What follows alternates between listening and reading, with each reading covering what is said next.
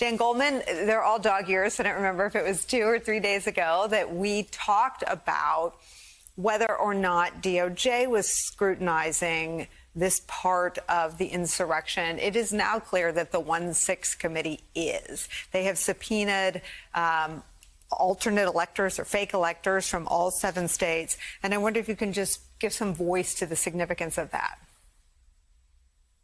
Right. We've known the January 6th committee has been investigating this, but this is unquestionably another significant step in their investigation. We don't know to what extent they were engaging with their lawyers or them directly prior to issuing a subpoena. But what the January 6th committee, I think, has done incredibly effectively is laid out for us what their understanding of the scheme is. And Adam Kinzinger mentioned it, as you said, in their open, as well as the John Eastman memo.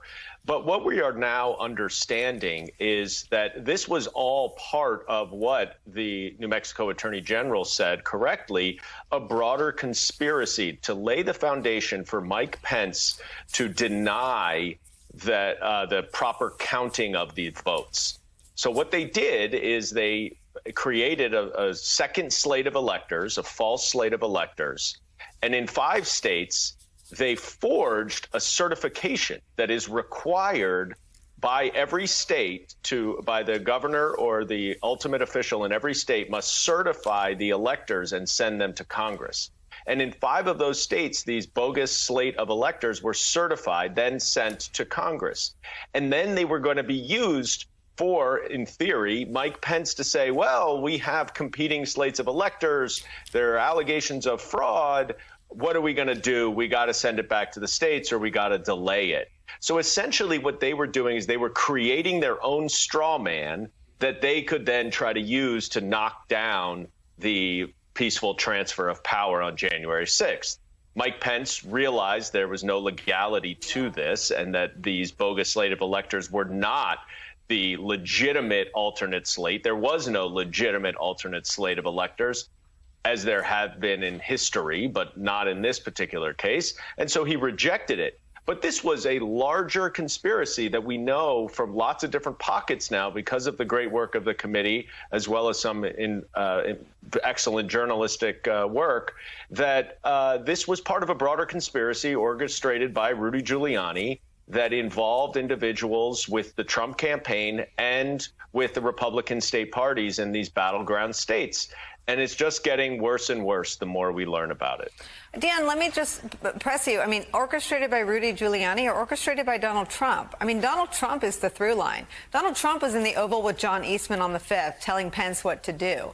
Donald Trump was running Rudy Giuliani telling the electors what to do. Donald Trump went on rally stages in Georgia and said, if Mike Pence does the right thing meant taking the, and I don't know if phony or fraudulent is the right thing. There was no fraud, so there was no reason for any state to have alternate electors, and yet there were 7. The only reason there were 7 is because John Eastman in the Oval with Donald Trump said, here are the 7 you need. That's how behind you are.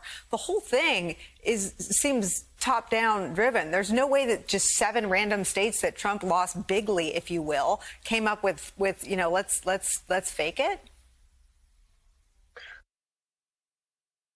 Donald Trump's fraudulent scheme to overturn it.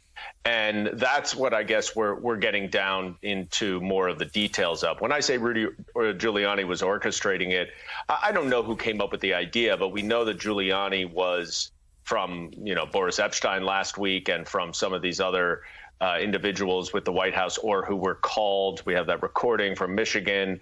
And we now know from some reporting that Giuliani was at the hub of it. Whose idea it was, we still don't know, whether it was Eastman's idea. But you're right. There's no question that regardless of whether it was his idea or not, and we can be sure it was not, Donald Trump adopted this and ran with it and pressed it publicly, privately, on recordings, in every way, shape, or form.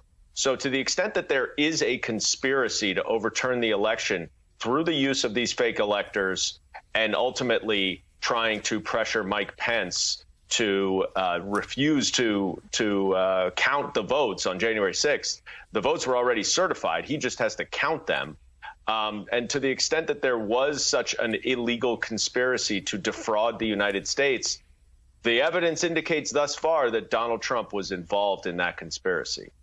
And let me ask you one more question about criminal referrals. The committee has been reported to have been gathering evidence to potentially make criminal referrals. Did any of these fake electors potentially expose themselves to criminal liability for their actions? Absolutely. They were a part of this. And particularly any ones who were involved with or knew that the signature, the signed document that they signed was going to be fraudulently certified and sent to Congress.